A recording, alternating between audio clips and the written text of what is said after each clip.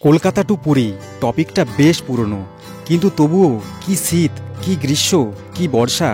বাঙালির উইকেন্ডের ছুটি মানে দীপুদাই ভরসা, কিন্তু দার্জিলিং মানে অত্যাধিক খরচ, আর দীঘা মানে সেই ছোট ছোট ঢেউয়ে একঘেয়েমি সমুদ্র স্নান। কিন্তু পুরীতে আছে স্বচ্ছ জলের বড় বড় আকারের ঢেউ, স্বর্গদ্বারের মতো সবথেকে বড় বিচ মার্কেট, জগন্নাথ মন্দির, তাছাড়াও থাকার জন্য অজস্র হোটেল, প্রত্যেকবারের জন্য আলাদা আলাদা জায়গায় অজস্র সাইট সিন, যেখানে গেলে বোরিং ফিল তো দূরের কথা, বারবার যেতে মন টানবে। হাতে মাত্র একদিন ছুটি থাকলে অনেকে চুজ করে দীঘা, কিন্তু আমি চুজ করছি পুরী। একদম কম খরচে রাতের কোন ট্রেন ধরে পুরীতে পৌঁছে কিভাবে সারাদিন উড়িষ্যা সরকারের বাসে সাইট সিন করে আবার একদিনেরই মধ্যে বাড়িতে ফিরেছি, তারই একটা ছোট্ট গল্প আপনাদের আজ আমি এই ভিডিওতে শেয়ার করছি। সকালের এই সময় সমুদ্রের আওয়াজটা খালি শুনুন। সময়ের কাঁটা বলছে দুপুর 2:55, আর আজকের গল্পের শুরু পাঁশকুড়া রেলওয়ে স্টেশন থেকে। হাতে সময় ছিল অনেকটাই কম, তাই বাসে বসেই টিকিট কেটে নিয়েছিলাম। স্টেশনে পা দেওয়ার আগেই 4 নম্বর প্ল্যাটফর্মে এসে দাঁড়িয়েছে দুপুর 3টের খড়গপুর হাওড়া লোকাল। এই ট্রেনে চড়ে রওনা হলাম আজকের প্রথম গন্তব্য সাঁতরাগাছি স্টেশনের দিকে। যদিও কোন স্টেশন থেকে ট্রেন ধরবো সেটা এখনও কনফার্ম করতে পারিনি, কিন্তু এটা কনফার্ম ছিলাম শিয়ালদহ কিংবা হাওড়া স্টেশন থেকে কোনো প্রকারে সিট পাওয়া অসম্ভব। পুরী জগন্নাথের নাম নিয়ে পাঁশকুড়া রেলওয়ে স্টেশন থেকে 19টা ইন্টারমিডিয়েট স্টেশন ক্রস করে যখন সাঁতরাগাছিতে গিয়ে পৌঁছেছি, তখন ঘড়ির কাঁটা জানান দিচ্ছে বিকেল 4:30। Through train will be passing from platform number 3. Please keep safe distance. 3 number platform से through train जाएगी। তাহলে কথা বলা শুরু করাই যাক। এখন ঘড়ির কাঁটা বলছে বিকেল 5:15। তার সাথে সবাইকে গুড আফটারনুন। আর আজকে এখন আমি দাঁড়িয়ে আছি সাঁতরাগাছি স্টেশনে। আপনারা টাইটেল থাম্বনেল থেকে বুঝেই গেছেন আজকে আমি কোথায় যাচ্ছি, তবুও জানিয়ে দিই আজকে আমি যাচ্ছি পুরীতে। বর্তমানে শিয়ালদা স্টেশন হোক কিংবা হাওড়া স্টেশন, টিকিটের এমন অবস্থা, কালকে সকালবেলা আমি ট্রাই করছিলাম, জাস্ট 3 মিনিট লেট হয়েছে, তাতেই দেখছি 28 পুরো ওয়েট লিস্টে চলে গেছে। তো টিকিট তো আর পেলাম না, শেষমেশ ঠিক করলাম আজকে জেনারেল টিকিটে করে জার্নিটা করতে হবে। আর কোন ট্রেনকে আমি চুজ করছি সেটাও বলে দিই। আজকে আমি চুজ করছি জগন্নাথ এক্সপ্রেসকে, যেটা ছেড়ে আছে শালিমার স্টেশন থেকে, এই সাঁতরাগাছিতেও এসে দাঁড়ায়। কিন্তু এখান থেকে একটা কনফিউশনে আছি, এখান থেকে আমি আদৌ সিট পাবো কি না সেটা নিয়ে একটা সমস্যা হতে পারে, সেই জন্য বেশি আর রিস্ক নিলাম না। এখন স্টেশন থেকে বাইরে বেরিয়ে আসছি, তো এই রোড থেকে দেখি একটা র্যাপিডো বুক করে নেব, আর এখান থেকে সোজা চলে যাবো শালিমার স্টেশনে। সাঁতরাগাছি স্টেশন থেকে শালিমার স্টেশন কেউ যেতে চাইছে না, অনলাইনে অনেকক্ষণ ধরে ওয়েট করছি। একজন বললো যে 130 টাকা নেবে, 100 টাকায় ম্যানেজ করেছি, আসতে 5-10 মিনিটের মতো সময় লাগবে বললো। ঘড়ির কাঁটা বলছে এখন 5:40, আর রাস্তায় প্রচণ্ড জ্যাম এখন, যার জন্য 10 মিনিট দাঁড়িয়েছিলাম। হাতে বেশ এখনও সময় রয়েছে 1 ঘন্টার মতো, কোনো অসুবিধা হবে না আশা করি। কিন্তু অসুবিধে হতো যদি কোনো শেয়ারিং 3 চাকা কিংবা 4 চাকায় করে পৌঁছতে হতো। সন্ধ্যের এই অফিস ছুটির টাইমে হাওড়া জেলার রঙিন রাস্তায় যে পরিমাণে জ্যাম, তাতে একমাত্র এই র্যাপিডো বাইকই পারে ফাঁকা রাস্তা অলিগলি দিয়ে শালিমার স্টেশনে পৌঁছে দিতে। তা সত্ত্বেও স্টেশন চত্বরে যখন প্রবেশ করেছি, তখন ট্রেন ছাড়তে আর মাত্র 40 মিনিট সময় অবশিষ্ট আছে। এখন ঘড়ি কাঁটা বলছে সন্ধ্যে 6:15, পৌঁছে গেছি শালিমার স্টেশনেরই বাইরে। এখান থেকে দেখি কত নম্বরে দেয় ট্রেন। আজকে যে শালিমার পুরী জগন্নাথ এক্সপ্রেসে আমি জার্নি করব, তার সময় আছে সন্ধ্যে 6:55। ট্রেন ছাড়তে আর মোটামুটি 30 মিনিটের মতো বাকি আছে। এখন অ্যানাউন্স করলো যে 1 নম্বর প্ল্যাটফর্মে ট্রেনটা দিচ্ছে। আর এখানে স্টেশনের মধ্যে থেকেই একটা কেকের প্যাকেট আর একটা জলের বোতল নিয়ে নিলাম, কারণ রাত্রে পাওয়া যাবে কিনা জানি না। খেয়ে তো আসা হয়নি কিছু, সে দুপুরে খেয়ে বেরিয়েছিলাম বাড়ি থেকে। যেহেতু এই ট্রেনে আমি জেনারেল টিকিট কেটেছি, আমার টিকিটের মূল্য পড়েছে 160 টাকা করে একজনের। আর আমার সাথে আজকে আরেকজনের আসার কথা ছিল, কিন্তু কোনো কারণবশত জানি না কেন ফোনও তুলছে না, কিছু রেসপন্সও দিচ্ছে না। তো আজকের জার্নিটা মনে হয় পুরোপুরি একাকেই করতে হবে। আর জেনারেল কোচগুলো ট্রেনের অনলাইনভাবে চেক করছিলাম, একদম প্রথমের দিকে রয়েছে 2টো আর শেষের দিকে রয়েছে 2টো। এই স্টেশনে জেনারেলে ওঠার জন্য লাইন দেওয়ার আগে থেকে কোনো বালাই নেই, যেটা হাওড়া কিংবা শিয়ালদহ স্টেশন থেকে আমরা দেখতে পাই। ট্রেন ঢোকার সাথে সাথে সিট দখলের পালা, ফলে হুড়োহুড়ি যে হবেই সেটা আগের কিছু জার্নির অভিজ্ঞতা থেকে আগেভাগেই বুঝতে পেরেছিলাম। কিন্তু ওই যে কোথায় আছে কপালের নাম গোপাল, সিট পেয়েছি, তাও আবার কোথায়, একদম জানালার পাশে যে সিঙ্গেল সিটগুলো আছে এই সিটে। মানে কতটা ভাগ্য ভালো থাকলে এরকম জায়গায় সিট পাওয়া যায়। আর এটা একমাত্র এই স্টেশনে এসেছি বলে পেয়েছি। এরপরে যেখানে ট্রেন দাঁড়াবে মানে সাঁতরাগাছিতে, সেখান থেকে কিন্তু সিট একদম পেতামই না। একটা ইনফরমেশন জানিয়ে দেওয়া ভালো, ট্রেনের অনলাইন ম্যাপে দেখাচ্ছিল প্রথমে দুটো আছে, শেষে দুটো আছে জেনারেল কোচ, কিন্তু স্টেশনে দেখছি পরপর 4টে জেনারেল কোচ একদম ট্রেনের প্রথম ভাগে দিয়ে দিয়েছে। তারপরে আছে এসি, তারপরে সবগুলো স্লিপার। ঘড়ির কাঁটা এখন বলছে 7:31। ট্রেন ছাড়ার শুরুতেই 30 মিনিটের ওপরে ট্রেনটা লেট করে দিয়েছে। এইবার পুরীতে কখন পৌঁছবো সেটা হচ্ছে জগন্নাথ ভরসা। যদি ঠিক টাইমে পৌঁছতে পারি, কালকে ওখানে সাইট সিনটা ভালোভাবে করতে পারবো, আপনাদের দেখাতে পারবো। ট্রেন ছাড়ার কিছু মুহূর্ত আগে অপ্রত্যাশিতভাবে এক বন্ধু মহোদয়ের কল আসে, যার সাথে আজকে এই ট্রিপের সঙ্গী হওয়ার কথা ছিল। এক প্রকার এই আশা ছেড়েই দিয়েছিলাম যদিও। কাজেই এই ট্রেনের পরের হল্ট সাঁতরাগাছিতে একই কোচে ওঠানোর জন্য গেটের সামনে দাঁড়িয়ে হাত দেখানোর পালা। কিন্তু ট্রেন প্ল্যাটফর্মে প্রবেশ করে থামার আগেই লাফ মেরে ওঠা প্যাসেঞ্জারের এক ধাক্কায় উল্টো গেটে গিয়ে দাঁড়াতে হলো। যতক্ষণে বন্ধুজির দর্শন পেলাম ততক্ষণে খালি পড়ে থাকা 4 জনের সিটে 5 জন করে সাঁটিয়ে বসে। আর কি আছে করার, কাজেই 2 মিনিট হল্ট করে সাঁতরাগাছি স্টেশনের 1 নম্বর প্ল্যাটফর্মকে বিদায় জানিয়ে রওনা হলাম জগন্নাথের শহর পুরীর পথে। সিট খুব ভালো জায়গায় পেয়ে গেছি, পাশে হচ্ছে বাথরুম, কোনো অসুবিধা নেই পুরো জার্নিতে। কিন্তু সবথেকে বেশি সমস্যা যেটা, সেটা হচ্ছে মোবাইল চার্জ করতে পারবো না। ডান দিকেই হোক কিংবা বাম দিকেই হোক, মোবাইল চার্জ করার জন্য কোনো পয়েন্ট কিন্তু দেওয়াই নেই।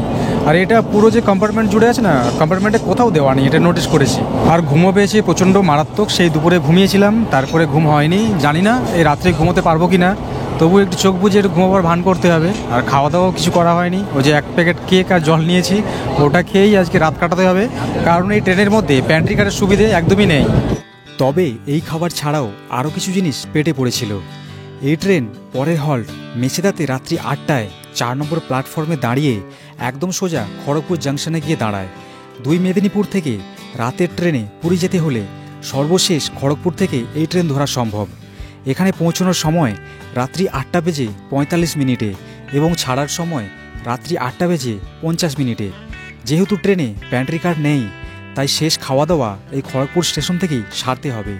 কাজেই 10 টাকা দিয়ে 1 কাপ চা এবং 10 টাকা করে 2টো ডিম সেদ্ধ সঙ্গে থাকা কেকের প্যাকেট দিয়ে রাতের খাবার দাবার সারি।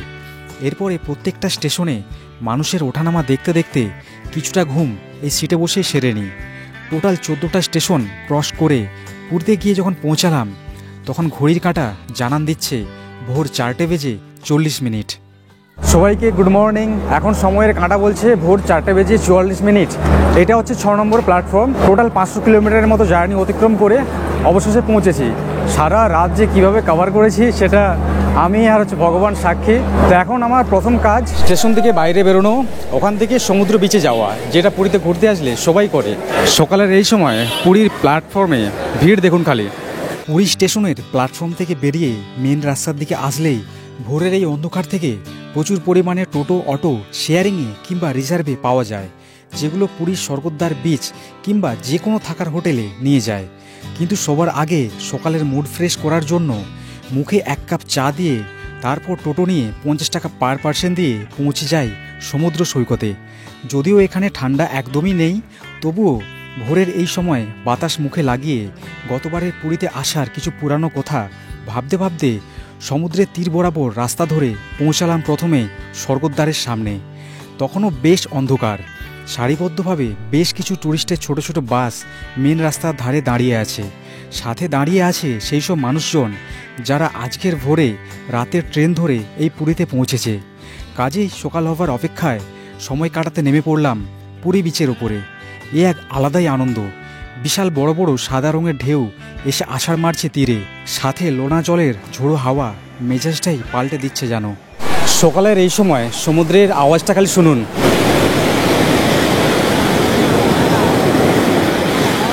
ধীরে ধীরে এখন আকাশের কালার লাল হতে শুরু করেছে। কিছুক্ষণের মধ্যে সানরাইজ হবে। আর সকালের এই সময়টায় কী যে দারুণ লাগছে না, বললে ঠিক বোঝাতে পারবো না। কিন্তু সানরাইজের জন্য ওয়েট করলে সাইট সিনে হবে অনেক লেট। যে দৃশ্য কিছুক্ষণে গ্রহণ করেছি সেই স্মৃতি এখন বেশ কিছুদিন মনে থাকবে। কারণবশতই পুরী সৈকতকে বিদায় জানিয়ে রওনা হলাম আজকের সাইট সিনের বাস ধরতে। পুরীর স্বর্গদ্বার বিচের অপোজিটেই আছে উড়িষ্যা সরকারের ওটিডিসি বাসের বুকিং কাউন্টার, যেখান থেকে বিভিন্ন সাইট সিনের জন্য বিভিন্ন ট্যুর প্যাকেজে বিভিন্ন ট্যুর করানো হয়। আমি এই কাউন্টার থেকে টিকিট কিভাবে নিয়েছি, কত খরচ হয়েছে সেটা তো বলবোই, কিন্তু তার আগে একটা টোটো নিয়ে পৌঁছে যাব বিএনআর হোটেলের সামনে, যেখান থেকে আজকে সকালের বাস ছাড়বে 7টার মধ্যে। পুরীতে সমস্ত সাইট সিনের জন্য যত এসি কিংবা নন এসি বাস আছে সব কিন্তু এই রোড দিয়ে ছেড়ে যায়। এই পুরীতে আসলে যত ট্যুর এজেন্সির কাউন্টার আছে সব যে বাসগুলো ছাড়া হয় না, সব পাশাপাশি, বেশি দূরে দূরে নয়। আর আমরা যে ওটিডিসির বাসের যে টিকিট কেটেছি সেটা আমাদেরকে বললো যে বিএনআর হোটেলের সামনে আসতে। এই যে দেখছেন এইটা হচ্ছে বিএনআর হোটেল, তারই সামনে বাস দাঁড়িয়ে আছে। এই বাসটা এসি বাস, ফুললি এসি। এই বাসে করে আজকে আমরা ঘুরবো। আর আজকে যে ট্রিপটা আমরা করছি না, যে সাইট সিনটা, এই সাইট সিনটা সব থেকে বেশি সময় লাগে। এটা সকালবেলায় 7টার মধ্যে এখান থেকে ছেড়ে বেরোয়, তারপরে সন্ধ্যে 7টার আশেপাশে আবার এই জায়গায় নিয়ে এসে ছেড়ে দেবে। আমি পুরীতে আসার আগের দিন মানে কাল এখানে আসার আগে আমি টিকিট বুক করে নিয়েছিলাম। ওটিডিসির কাউন্টারে ফোন করে বুকিং হয়ে যায়, অনলাইন পেমেন্ট করে দিতে হয়। আর এখানে এসে একটা জিনিস দেখলাম, বাসে যদি সিট খালি থাকে তাহলে এখানে এসেও কিন্তু টিকিট নেওয়া যায়। তাহলে চলুন আর দেরি কেন, বাসে উঠে পড়ি।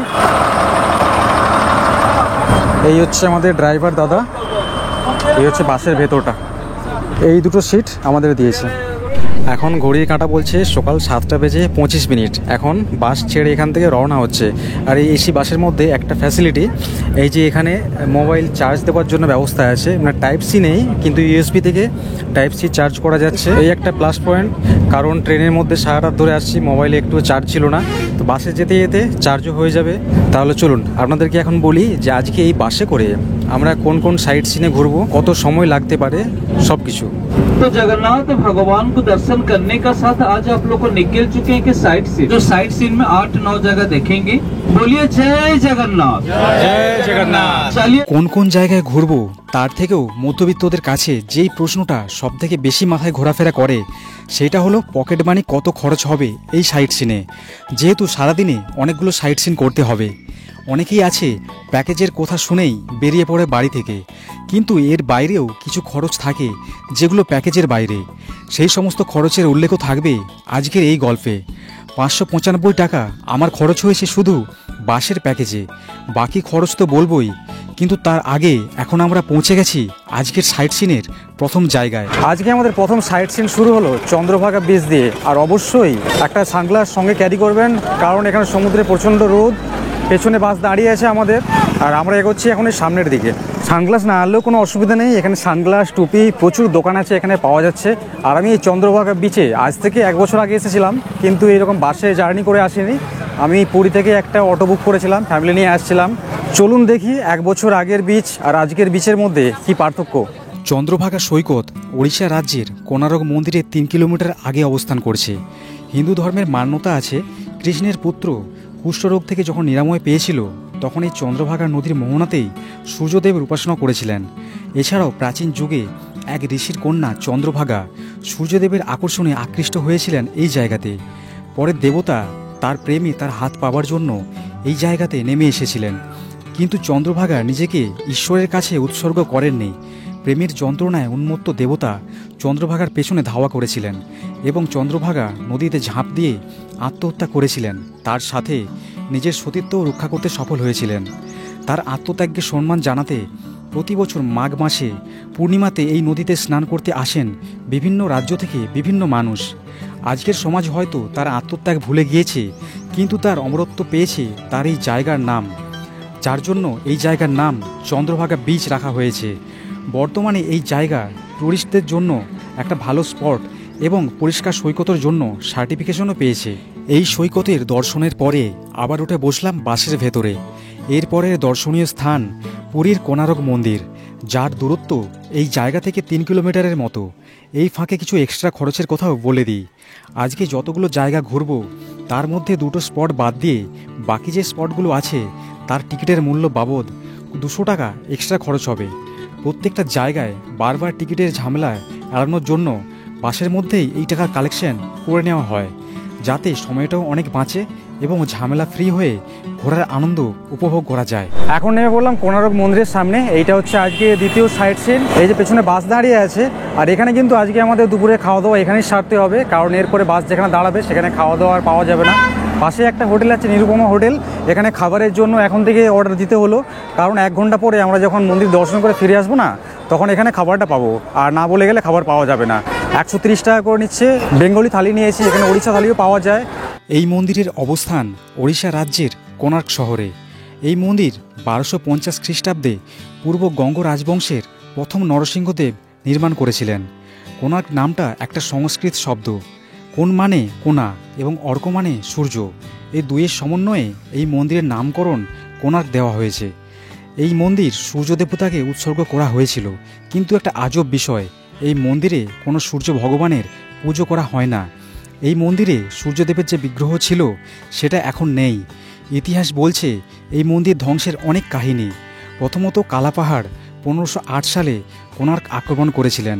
দ্বিতীয়ত নরসিংহদেব মুসলিম মেয়েকে বিয়ে করার পর বহিষ্কৃত হয়েছিলেন, তাই তিনি নিজেও এই মন্দির ধ্বংস করেন। তৃতীয়ত 1626 সালে খুরদার তৎকালীন রাজা পুরুষোত্তম দেবের পুত্র নরসিংহদেব সূর্যদেবের বিগ্রহ পুরী জগন্নাথ মন্দিরে নিয়ে যান। এছাড়া শোনা যায় পর্তুগিজ দস্যুরা কোণার্ক মন্দিরের মাথায় অবস্থিত অতি শক্তিশালী যে চুম্বকটি ছিল সেটি নষ্ট করে দেয়। এই মন্দিরের চারপাশে টোটাল 24টা চাকা আছে, এক একটা চাকার ব্যাস 10 ফুট করে। এই মন্দিরের নকশা ঠিক সূর্যদেবের রথের চাকার ন্যায়, এবং মন্দিরের নকশা এমনভাবে তৈরি হয়েছিল ঠিক ভোরের প্রথম সূর্যের রশ্মি এই মন্দিরের গর্ভগৃহকে আলোকিত করে। এই মন্দিরের অনেক নাম, ইংরেজিতে সান টেম্পল, বাংলায় সূর্য মন্দির, আবার কেউ বলে কোণার্ক মন্দির, কেউ বলে কোণার্ক টেম্পল। এই মন্দির ফেমাস ভারতীয় আর্কিটেকচারের ডিজাইনের জন্য, যেটা ভারতবর্ষে একটাই রয়েছে। বর্তমানে এই প্লেস আর্কিটেকচার টেম্পলের নামে ট্যুরিস্টদের কাছে খুবই জনপ্রিয়। কোণার্কের মন্দির ঘোরা কমপ্লিট হলে যেখানে খাবারের জন্য দেখেছিলাম না যে এই হোটেলটা, সেখানে আমরা চলে আসছি খেতে। দুপুরে আমরা নিয়েছিলাম বাঙালি থালি, আর বাঙালি থালিতে হচ্ছে এই আইটেমগুলো দিচ্ছে, এগুলোর দাম নিচ্ছে এখানে 130 টাকা করে। তো ঝটপট করে আমাদের খাওয়া দাওয়া করতে হবে, হাতে একদম সময় নেই, মাত্র 10 মিনিটের মতো সময় আছে, তারপর আবার বাসে বসতে হবে। এরপর আর কি, ভুড়িভোজ করে আবার উঠে পড়লাম বাসের সিটে। পা দুটো টান টান করে সিটের মধ্যেই শরীরটাকে একটু রিল্যাক্স দিলাম। নতুন নতুন রাস্তা, গ্রামের পরিবেশের সবুজের সাথে এগিয়ে চললাম আরেকটা দর্শনীয় স্থানের দিকে। কিন্তু সবুজের ছোঁয়া, সবুজের গন্ধ, এসব এসি বাসের কাঁচের উইন্ডোর সব বাইরেই সীমিত। প্রায় অনেকক্ষণ পর আমাদের বাসের গাইড দাদা আগে থেকে জানিয়ে দিল আমরা পৌঁছতে চলেছি আমাদের তৃতীয় গন্তব্যে। কাজেই ক্যামেরা ট্রাইপড হাতে আবার নামার পালা। এখন বাস থেকে নেমে পড়লাম এইরকম একটা জায়গাতে। এখান থেকে 3 নম্বর দর্শনীয় স্থান মানে দেখবো আমরা। এরকম ছোট ছোট টুরিস্টের মিনি বাস আছে, এইরকম বাসে করে আবার এখান থেকে ট্রান্সফার করছে সবাইকে। সমস্ত বাসই এখানে দাঁড়াচ্ছে এসে। এই যে মিনি বাস, এই বাসের ক্যাপাসিটি খুব জোর করে হলে 30 জন হবে। তো যেই বাসে আমরা আসছি ওই বাস তো এখানে চলতে দেওয়া হয় না, এখানে এরকম ছোট ছোট মিনি বাসগুলো করেই সব ট্যুরিস্টদের নিয়ে যাওয়া নিয়ে আসা সব কিছু হয়। তো এখন চলেছি প্রথমে ধবলগিরির দিকে, তারপর এই গাড়ি আবার এখানে ব্যাক করবে, তারপর লিঙ্গরাজ বাকি যে টেম্পলগুলো আছে সেগুলো ঘুরবো। আর যে আমাদের নন্দনকানন যে সাফারি আছে সেটা একদম সবার শেষ। আমাদের বাসে ওই 50-52 জনের মতো প্যাসেঞ্জার ছিল। তো এইরকম ছোট ছোট দেখছি 2টো গাড়ি করেছে, 2টো গাড়ি একসাথে রওনা হচ্ছে, আবার আসার সময়ও একসাথে এখানে ফিরতে হবে সবাইকে। এই জায়গার অনেক নাম, কেউ বলে ধবলগিরি, আবার কেউ বলে ধৌলাগিরি পাহাড়। এই পাহাড় ভুবনেশ্বর শহরের সামনে দয়া নদীর তীরে অবস্থিত। বাস থেকে নেমে মিনি বাসে পৌঁছতে এখানে খুব বেশি সময় লাগেনি। এই পাহাড়ের একটা বিশেষত্ব রয়েছে, গাড়ি থেকে নেমে কয়েকটা ধাপ সিঁড়ি ভেঙে ওপরে উঠলে দেখতে পাওয়া যায় এক বিশাল বড় সাদা আকারের ধৌলেশ্বর মন্দির, যেখানে রয়েছে অশোকের শিলালিপি, তার সাথে 20 পগড়া বা শান্তিস্তূপ। এখানে অন্যান্য হিন্দু মন্দির এবং বৌদ্ধ মন্দিরও দেখতে পাওয়া যায়। বর্তমান যুগে সোশ্যাল ফটোগ্রাফির জন্য সবথেকে জনপ্রিয় স্থান এই ধৌলাগিরি। একদম মন্দিরের টপে উঠলে দেখতে পাওয়া যায় পুরো ভুবনেশ্বর সিটি। এই জায়গার ইতিহাস ভালোভাবে আমার জানা নেই, তবে যেটুকু সময় আমি কাটিয়েছি স্মৃতির পৃষ্ঠায় জমিয়ে রাখার জন্য যথেষ্ট। শীতের শেষের দিকে হলেও পুরীতে গরমের মাত্রা ভীষণ। মন্দির ভ্রমণ করে নিচ থেকে 20 টাকা গ্লাস আখের রস সেবন করে আবারও মিনি বাসে করে রওনা হলাম আমাদের ওটিটিস বাসের দিকে পরের সাইট সিনের জন্য। এখন ঘড়ি কাঁটা বলছে 1:40, আর এখন আমরা এসে দাঁড়িয়েছি লিঙ্গরাজ মন্দিরের সামনে। এইটা হচ্ছে আজকে আমাদের চতুর্থ দর্শনীয় স্থান। এই লিঙ্গরাজ মন্দির লিঙ্গরাজরূপী শিবকে উৎসর্গ করা। এটা ওড়িশার ভুবনেশ্বর সিটির সবথেকে বড় মন্দির। এই মন্দিরের উচ্চতা 180 ফুট। তেরো শতকে লেখা সংস্কৃত পুঁথি অনুযায়ী লিঙ্গরাজের মন্দির আগে অবস্থিত ছিল আম গাছের নিচে। এখন বর্তমানে মন্দিরটি ট্রাস্ট বোর্ড ও আর্কিওলজিক্যাল সার্ভে অফ ইন্ডিয়ার অধীনে। প্রতিদিন গড়ে প্রায় ৬,০০০-এরও বেশি মানুষ এই মন্দিরে আসে। লিঙ্গরাজ শব্দের আক্ষরিক অর্থ লিঙ্গের রাজা, যেটা আমাদের হিন্দু ধর্মের শিবের প্রতীক। বলা হয় এই মন্দিরের মেন প্রবেশদ্বার চন্দন কাঠ দ্বারা নির্মিত। এছাড়াও এই মন্দিরে হিন্দু ধর্মের দুটি ধারা লক্ষ্য করা যায়, শৈব ধর্ম এবং বৈষ্ণব ধর্ম, যার দুইয়ের মিলন এই মন্দিরে ঘটেছে। এই মন্দিরে ভগবান শিব এবং বিষ্ণুকে একত্রে পূজা করা হয়। এই মন্দিরের প্রধান উৎসব শিবরাত্রি। মোবাইল ক্যামেরা কিংবা ট্রাইপড নিয়ে এই মন্দিরের ভেতরে প্রবেশ করা যায় না। আর এত বড় লম্বা লাইন, ভগবানের দর্শন করতে 1 ঘন্টা থেকে 2 ঘন্টা পর্যন্ত সময় লেগে যায়। যাই হোক, ভগবান আছে মনের মাঝে, তাই মন্দির দর্শন করেই আবার হাঁটা দিলাম আমাদের বাসের উদ্দেশ্যে পরের সাইট সিনের জন্য। এখন ঘড়ি কাটা বলছে 3:08। এখন এসে যে জায়গায় পৌঁছেছি, এখান থেকে আমরা পায়ে হেঁটে এখন যাচ্ছি উদয়গিরি এবং খণ্ডগিরি যে কেভ আছে তার দিকে। বাস এর আগে যায় না, সমস্ত বাস এখানেই সব হচ্ছে দাঁড়াচ্ছে। আমাদের হাতে খুব বেশি সময় নেই, আমাদেরকে বললো যে যত তাড়াতাড়ি সম্ভব এখান থেকে আমরা যেন সাইট সিনটা করে নিই। লিঙ্গরাজ মন্দির থেকে উদয়গিরি খণ্ডগিরির দূরত্ব 10 কিলোমিটারের মতো। পৌঁছতে সময় লেগেছে আমাদের 25 মিনিটের মতো, কারণ এখানে এখন মেলা চলছে আর আমরা হাজির হয়েছি একদম মেলার সময়। কাজেই যাওয়া আসাতে অনেকটা সময় যে ব্যয় হবে এটা কিন্তু নিশ্চিত। উদয়গিরি খণ্ডগিরি হলো পাশাপাশি দুটো পাহাড়, আর এই পাহাড়ের অনেক বিশেষত্ব রয়েছে। এই দুটো পাহাড়ে টোটাল 33টা গুহা রয়েছে, যার মধ্যে 18টা রয়েছে উদয়গিরিতে এবং বাকি 15টা খণ্ডগিরিতে। এই পাহাড়গুলো একসময় জৈন সাধুদের আস্থানা ছিল, এখনও দেখতে পাওয়া যায়, কিন্তু তুলনামূলক অনেকটাই কম। এখানে প্রত্যেকটা গুহাকে গুম্ফা বলে উল্লেখ করা হয়। প্রত্যেক গুম্ফার নামও রয়েছে আলাদা আলাদা। অনেকেই পাহাড়গুলো চিনতে ভুল করে। আসলে ডান দিকে রয়েছে খণ্ডগিরি এবং বাম দিকে রয়েছে উদয়গিরি। খণ্ডগিরি পাহাড়ের ওপর থেকে উদয়গিরির ভিউ চমৎকার লাগে। কিছু প্রাকৃতিক, কিছু কৃত্রিমভাবে গড়ে ওঠা থরে থরে সাজানো গুছানো গুহাগুলো অনেক প্রশ্ন, অনেক কল্পনা মনের মধ্যে এঁকে দেয়। এখানে বাঁদরদের থেকে একটু সাবধানে থাকাই ভালো, যদিও এরা মানুষের কোনো ক্ষতি করে না। আর এই পাহাড়ের রাস্তা খুবই অল্প হলেও এতটাই সংকীর্ণ এবং কষ্টদায়ক, একবার উপরে উঠলে মনে হবে পরের পাহাড়ে না উঠলেও চলবে। এটা আসলে আমার নিতান্তই পার্সোনাল অভিজ্ঞতা থেকে বলছি। উদয়গিরি খণ্ডগিরির মধ্যে অনেকটাই একরকম মিল আছে, তাই হাতে যদি থাকে অনেকটাই সময় কম এবং শারীরিক সমস্যা থাকলে একটা পাহাড়ের উপরে উঠলে দুটো পাহাড়ের দর্শন এমনিই হয়ে যাবে। এরপর নিচে নেমে আবার বাসে উঠে রওনা হলাম পরের ডেস্টিনেশনের দিকে। শরীরে ইচ্ছে শক্তি ক্রমশ দুর্বল হয়ে আসছে। মাঝের মধ্যে মনে হচ্ছে বাসের মধ্যেই ঘুমিয়ে নেই, কিন্তু ওই যে ব্লগিংয়ের নেশা আবারও মনের মধ্যে জানান দিচ্ছে, বলে দিচ্ছে, হে ইয়াং ম্যান, উঠে পড়ো, ডেস্টিনেশন কামিং সুন। এখন সময়ের কাঁটা বলছে ঘড়িতে এখন 4:33। এখন বাস আমাদের পৌঁছে দিয়েছে নন্দনকাননের একদম গেটের সামনাসামনি। এখান থেকে বাসে টিকিট ব্যবস্থা আমাদের করে দিয়েছিল আগে থেকে, 50 টাকা করে পার হেড টিকিট। আমরা এখন ভেতরে যাব, আর এখান থেকে দেখি সাফারি এখন করা যাবে কিনা জানি না, কেননা অনেকটা দেরি হয়ে গেছে। আর ব্যাটারি কারে যারা সাফারি করতে চাইছেন বিকেলের এই সময় তো হবেই না, কারণ ওটা ওই 3:30টার আশপাশ পর্যন্ত খোলা থাকে। আর এখানে ভেতরে প্লাস্টিকের বোতল, অ্যালকোহল, স্মোকিং এগুলো কিন্তু একদমই বারণ, যেটা বাসের মধ্যেই আমাদেরকে জানিয়ে দিয়েছিল। এই যে দেখুন লেখা রয়েছে নন্দনকানন। এই পার্কের পুরো নাম নন্দনকানন জুলজিক্যাল পার্ক। এখানে সাফারি করলে দুরকমভাবে সাফারি করা যায়, এসি এবং নন এসি। এসিতে করলে 100 টাকা করে পড়বে পার হেড, আর নন এসিতে করলে 60 টাকা 65 টাকা করে এরকম রেট দেখাচ্ছে, আমি অনলাইনে দেখেছিলাম। নন্দনকানন শব্দের অর্থ স্বর্গের উদ্যান, যেটা উড়িষ্যার ভুবনেশ্বরের কাছে অবস্থিত। একধারে প্রকৃতিপ্রেমীদের জন্য এই জায়গা যেমন জনপ্রিয়, তেমনি বন্যপ্রাণীদের জন্য বিশাল বড় এক সংরক্ষণশালা। বাঘ, সিংহ, হাতি, সরীসৃপ, হরিণ এবং বিভিন্ন প্রজাতির পাখিদের বাসস্থান। নন্দনকাননের এই জঙ্গল সাদা বাঘের প্রজননের জন্য বিখ্যাত। এই পার্কের জঙ্গলের মধ্যে দিয়ে জঙ্গল সাফারির মতো এক রোমাঞ্চকর অভিজ্ঞতা এবং বন্যপ্রাণী ও তাদের বাসস্থান সম্পর্কে ঘনিষ্ঠ হওয়ার সুযোগ নিজেকে একদম আলাদা জগতে পৌঁছে দেয়। দেরি হয়ে গেছে, জঙ্গল সাফারি তো এখানেতে করতে পারলাম না, হলোই না একদম। কয়েক বাঘ আর কয়েকটা হরিণ, কয়েকটা কুমির দেখলাম, মানে কি বলবো, এগুলো তো আমাদের কলকাতাও দেখতে পাওয়া যায়। আর আমাদের রয়্যাল বেঙ্গল টাইগারকে ধরে রেখেছে এখানে, সেটা দেখার জন্য কলকাতা ছেড়ে এত দূরে আসছি আমরা। জঙ্গল সাফারি ছাড়া যদি এই খালি পার্কে যদি ঘুরতে আসেন না, তাহলে বলবো পয়সা সময় দুটোই বরবাদ আমার মতে। তো ইনক্লুড থাকে, এটা তো করতেই হবে, কিছু করার নেই। এখান থেকে যে ব্যাটারি গাড়িগুলো আছে না, যেগুলো করে এখানে চিড়িয়াখানা ঘুরে ঘুরে দেখায়, ওগুলোর সময়সীমা শেষ হয়ে গেছে। আর 10 মিনিট 15 মিনিট হয়তো চলবে। সময় থাকতে আগে থেকে যদি পৌঁছানো হয় এখানে, তাহলে অনেক কিছু অ্যাক্টিভিটিস করা যায়। এখানে রোপওয়ে, টয় ট্রেন, আরও কিছু দেখলাম অ্যাডভেঞ্চার অ্যাক্টিভিটিস এখানে আছে। তো এগুলো ভালো জিনিস, কিন্তু তার জন্য হাতে সময় নিয়ে আসতে হবে। সকাল থেকে যদি দুপুরের আগে যদি আসা হয় তাহলে সব থেকে ভালো হয়। আর বিকেলের পর এই সময় যদি কেউ যদি এখানে আসতে চান না, তাহলে বলবো এখানে না আসাই ভালো। দুপুরের মধ্যে আসার চেষ্টা করুন, তাহলে এখানে অনেক কিছু দেখতে পাবেন, অনেক কিছু করতে পারবেন। এটা হচ্ছে জলহস্তিতে ঝিল। এখানে জলহস্তি আছে, দূরে একটা দেখতে পাচ্ছি, পিঠটা দেখতে পাচ্ছি খালি।